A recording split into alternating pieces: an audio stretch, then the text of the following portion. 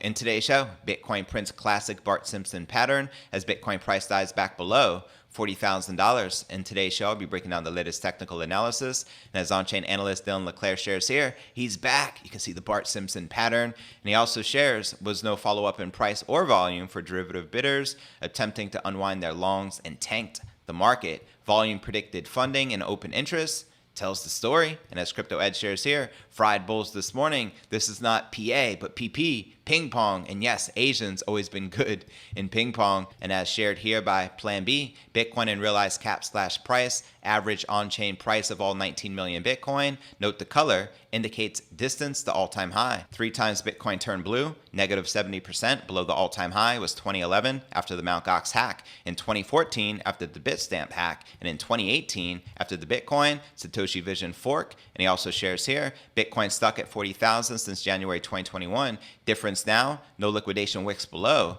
30K. And this just in, Cynthia Lummis, Wyoming senator, her new bill to integrate Bitcoin and crypto into our financial system is almost ready. Mass adoption, let's go. Also, the USA and Dubai have each announced their intentions to become the world leaders in Bitcoin and crypto. Everything has changed in just 24 hours. Also in today's show, Ethereum gas fees dropped to its lowest levels since August 2021. As pointed out here, the cost of transactions on the Ethereum network has not been this low since August 2021. Notably, gas prices surged after staying in this range for about 3 months, with experts attributing the spike to a rise in interest in the NFT and DeFi ecosystems. And this just in, breaking news, Bitcoin and crypto-friendly politician Yoon Suk Yeol was elected next president of South Korea. That's right, the crypto-friendly candidate has claimed victory in the South Korean presidential election, with the token used to mint his signature as an NFT surging 60%. And quoting the president here, to realize the unlimited potential of the virtual asset market, we must overhaul regulations that are far from reality and unreasonable. Also in today's show,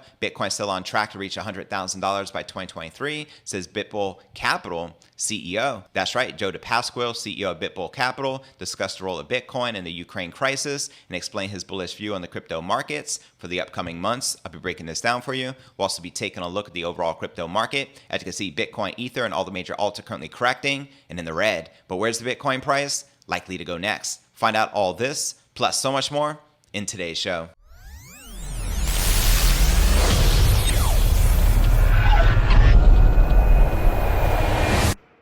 Here at Crypto News Alerts, I drop a brand new episode every single day. The goal is to get to 100,000 subs, along with a $100,000 Bitcoin price. If you like getting that crypto, be sure to smash that subscribe button and ring that bell to turn on all notifications to receive daily premium crypto news alerts every single day, just like this. And today's episode is brought to you by BlockFi, the #1 leading provider of financial products and services for crypto investors. And right now you can get up to $250 in Bitcoin when you buy crypto or fund your account today with BlockFi. Be sure to use my referral link in the description right down below. Right now there are more than 500,000 people and 350 institutions globally using BlockFi to manage over $10 billion in assets. And here are some of their flagship products, which includes their trading platform where you can buy, sell, and trade the top cryptocurrencies. You can do instant trades with ACH. You can trade 24/7, 365. Another flagship product I love is their BlockFi Bitcoin Rewards Visa credit card, where you can earn an unlimited 1.5% back in Bitcoin on everything you buy.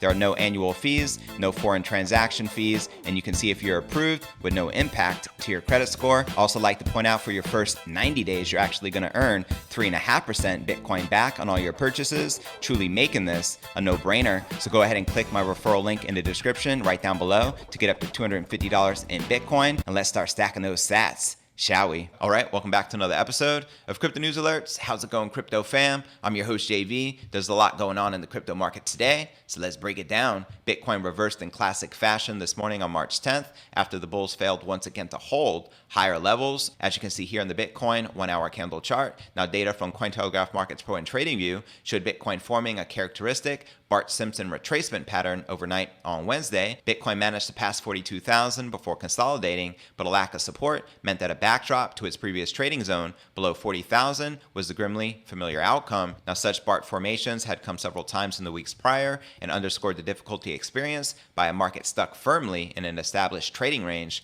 for months. As on-chain analyst Dylan LeClaire shares here, he's back, and you can see the Bart Simpson pattern, which is quite hilarious. And he also says was no follow-up in price or volume for derivative bidders attempting to unwind their longs and tank the market. Volume predicted funding and open interest tells the story, which you can see here in this chart. Now, those hoping for upside continuation were thus left disappointed, with cross-crypto liquidations in the past 24 hours totaling $211 million, according to data from analytics resource CoinGlass. And quoting crypto analyst, Crypto Ed right here, fried bulls this morning. This is not PA, but PP, ping pong. And yes, Asians always been good in ping pong. He's referring to both the ups and down slopes of this Bart Simpson pattern occurring during the Asian market hours. Meanwhile, March 10th would see the release of CPI data for February. This tipped to show inflation still running hot at an estimated 7.9%. As Matthew Hyland shared yesterday evening, Bitcoin daily candle is looking very strong today. CPI numbers come out tomorrow, which is now today, and the FOMC meeting is less than a week away, March 15th and the 16th. I expect volatility ahead, but increased certainty as a result, and it shows you the key prices to watch out for. We have $52,000 as a strong resistance, as well as $45,600, and then strong supports at $39,600, $36,300, and $33,000. Also like to point out that March 15th, the volcano bonds of El Salvador are also scheduled to go live. Meanwhile, Bitcoin's volatility likewise cost the altcoins much of their latest gains, with Ethereum down 5% to less than $2,600. Many others out of the top 10 cryptos by market cap were equally gloomy on the day, with previous high flyer Terra/Luna nonetheless managing to linger near $100 highs. But let's not forget, it just surged literally over 20% yesterday. And right here, you're looking at the Luna 1 hour candle chart. Now checking out the latest from Plan B, creator of the Bitcoin stock to flow model. Bitcoin and realized cap/price, average on-chain price of all 19 million BTC. Note the color indicates distance to all-time high. The 3 times Bitcoin turned blue, negative 70% below the all-time high. Number 1, 2011 after the Mt. Gox hack, which was the only exchange at the time. Number 2, 2014 after the Bitstamp hack, with fear of the next Mt. Gox. And number 3, in 2018 after the Bitcoin Satoshi Vision fork. So there you have it. And he also shares here, Bitcoin stuck at $40,000 since January 2021. Difference now equals no liquidation wicks below $30K. And this just in, breaking news: Wyoming Senator Cynthia Lummis, her new bill to integrate Bitcoin and crypto into our financial system is almost ready. Let's go. As well as more breaking news, the USA and Dubai have each announced their intentions to become the world leaders in Bitcoin and crypto. Everything has changed in the past 24 hours. And before I break down next story of the day, Ethereum gas fees dropped to their lowest level since August 2021. But first, let's take a quick look at the overall crypto market. As you can see, there's blood on these crypto streets. BTFD, buy that freaking dip. Bitcoin down almost 7% for the day, trading just above $39,200. We have Ethereum down 5%, trading at about $2,600. Solana down 6.5%, trading at $82.64. Luna down 3.5%, trading at $95. And Polkadot down about 5%, trading just under $17. But all right, now let's break down our next story of the day. Gas fees for transactions on the Ethereum blockchain have dropped to their lowest levels since August, but yet they're still not cheap, so do keep that in mind. According to data sourced from Coinmetrics and shared by CryptoRank platform, the 7-day moving average cost of an Ethereum transaction as of Wednesday totaled $11.14, placing it back among the levels recorded mid-last year before it surged dramatically to as high as $55 at the tail end of 2021. And I remember, like yesterday, some of the transaction fees on the Ethereum blockchain as high as $200, $300, $400, even if you're only trying to send $20, is literally insane. So as CryptoRank shares here, the cost of transactions on the Ethereum network has not been this low since August 2021. Notably, gas prices surged after staying in this range for about 3 months, with experts attributing the spike to a rise in interest in the NFT and DeFi ecosystems. As you can see clearly in this chart, it shows you the Ethereum transaction fees dropping the 6-month lows, and as of yesterday, March 9th,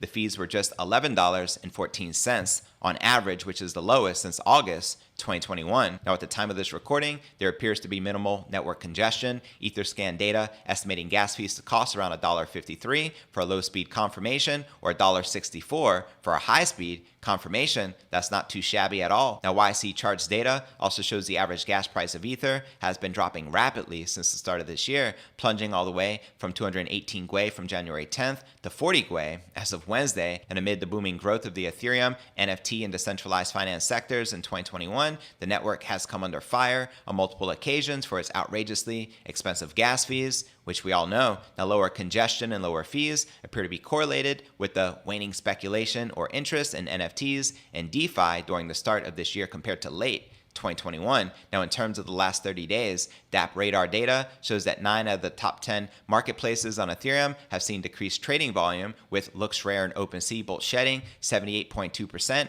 and 34.75%, respectively. Other notable losses include Super Rare and Rarible with 73.29% and 80.65% each. And also Ethereum-based DeFi 2 is also suffering, with 8 out of the top 10 projects and all seeing red over the past month in terms of total value locked and native asset token price. And before I break down next breaking story of the day, this just in, Bitcoin and crypto-friendly politician Yoon Suk-yeol was elected the next president of South Korea. But first, let's take a quick look at the overall crypto market cap, sitting just above $1.7 trillion with $93 billion in volume in the past 24 hours. The current Bitcoin dominance is 42.6%, with the Ether dominance at 17.8%. And checking out the top 100 cryptocurrency gainers for the week, you can see Waves up 42.7%. We have AR up 8.2%, Luna up 3.3%, and Celo up 2.7%. But as you can see, the majority are correcting and in the red for the week. And now checking out one of my favorite indicators is the Crypto Greed and Fear Index. Shows we're currently rated a 28 out of 100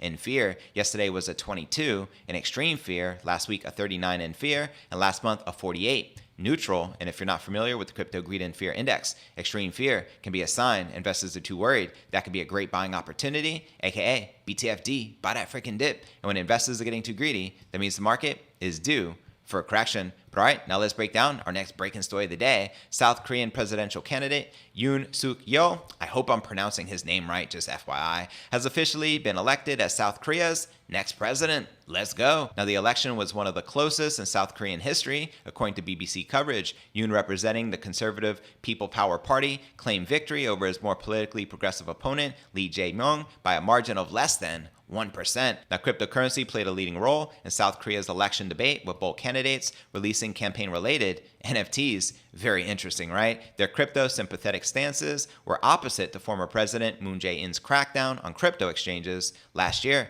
helping cultivate favor with the younger and more crypto-enthusiastic demographic. And speaking at a virtual asset forum in January, Yoon promised to deregulate South Korea's crypto industry, establishing his forward-thinking stance on digital assets. Quoting him here, "To realize the unlimited potential of the virtual asset market, we must overhaul regulations that are far from reality and unreasonable." Now, continuing his plans for the crypto-positive developments pending his election, Yoon stated he wished to help create blockchain tech-related unicorns, which are startups that grow to be worth $1 billion or more in South Korea. And Yoon also promised to introduce some form of legislation that would see crypto profits gained from illicit activity return to its victims. And in a possibly related development, the native token of the South Korean icon blockchain ICX surged 60% in the past 12 hours. It pulled back a little, but was still up 40% at the time of this recording. Yoon famously minted his signature on the blockchain at a televised startup forum in December last year. As shared here on Twitter, South Korean presidential candidate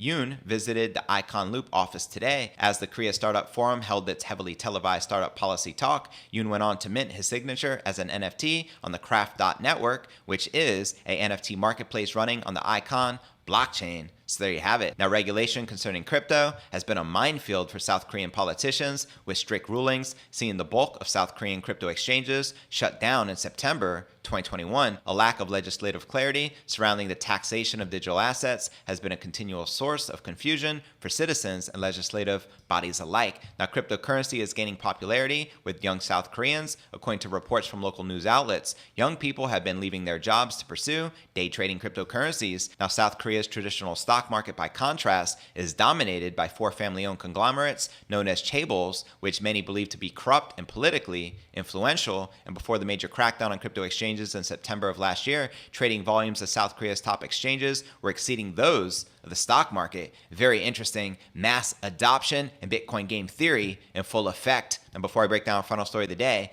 Bitcoin's still on track to reach $100,000 by 2023, says Bitbull Capital CEO. But first, I want to remind you to smash that show more button right below this video in the description for a detailed analysis of what's going on in the crypto market. This goes for all 1,000 plus videos right here on my YouTube channel. Also, some very helpful resources for you to plug into, including my crypto merch store, now live at merch.cryptonewsalerts.net. Also, a daily letter which goes out to over 30,000 subscribers every single day. To subscribe, visit letter.cryptonewsalerts.net. Also have a blog I update daily, which can be found at cryptonewsyes.com. Also be sure to smash that subscribe button and ring that bell to turn on all notifications to receive daily premium crypto news alerts every single day, just like this, and help support the channel. And of course, you can find me on all the major podcasting platforms, from Spotify, home of the Joe Rogan Experience, to Apple's iTunes and Google Play. And if you're listening to the pod, be sure to check out the YouTube channel at cryptonewsalerts.net for the full premium experience with video. And of course, you can follow me on crypto Twitter, Facebook, Telegram, and TikTok. So wherever you're at, be sure to plug in and follow me there. But all right, now let's break down our final story of the day. Bitbull Capital CEO Joe DiPasquale thinks Bitcoin is still on track to reach $100,000 within the next 24 months, despite the bearish sentiment dominating the crypto markets since the start of this year. Quoting him here, "I think 2023 is a safe bet. We might need some time during 2022 to take a breath and to kind of let out some of the steam. We are reaching higher lows and even higher highs," he added, commenting on Bitcoin's price movement in the last few months. And following the breakout of military conflict between Russia and Ukraine, Bitcoin has shown a mixed reaction, falling together with equities at first, but then strongly rebounding. Many were wondering whether Bitcoin can still be considered as a digital version of gold. And quoting him here, "We need to see Bitcoin as not maybe digital gold, but as a currency that doesn't follow the whims of a central bank, but rather has a very finite quantity," he pointed out. Now, on both sides of the conflict, people are using cryptocurrency to mitigate the effects of the financial turmoil. Now, these are growing concerns that the Russian elite will attempt to use crypto to evade sanctions imposed by the West. And like many other analysts in the past few weeks, DiPasquale believes crypto is not suitable for that purpose. Quoting him here, "Bitcoin, unlike cash, is completely traceable," he said. And to watch this entire interview, check the show notes below the video in the description, and let me know if you agree or disagree with the Bitbull Capital CEO that the Bitcoin price is likely to reach $100,000 by 2023. I feel it will happen this year, and that it's inevitable and only a matter of time. Now let's check out crypto Twitter. What's poppin'? Bill Gates says, "I am not bullish on Bitcoin." Bitcoin responds, "We don't care." Facts. In another breaking news, Dubai just introduced a law to boost Bitcoin and crypto to become a global leader. Let's freaking go. And Michael Saylor says regulation will accelerate the adoption of Bitcoin. Mass adoption. Send it. And as pointed out here, breaking news, a dormant address holding 489 Bitcoin worth $20.2 million since 2010 was just activated after 11.4 years. And back then in 2010, that Bitcoin was only worth $50, which is a great example to hodl or forever hold your peace. Now for a quick recap of what I covered with you here in today's show,